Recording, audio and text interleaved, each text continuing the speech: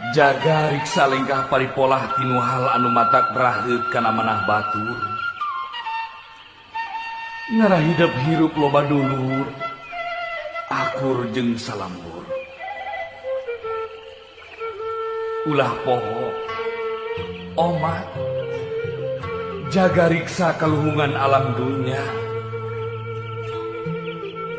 Da Gusti anu Maha Suci nyiptakeun alam dunya teh pikeun giropea istuning keur hirup urip hidup jeung papada umatna.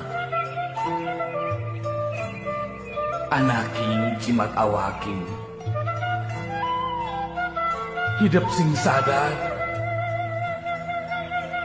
ngajalanan hirup urip di alam dunya teh teu gampang.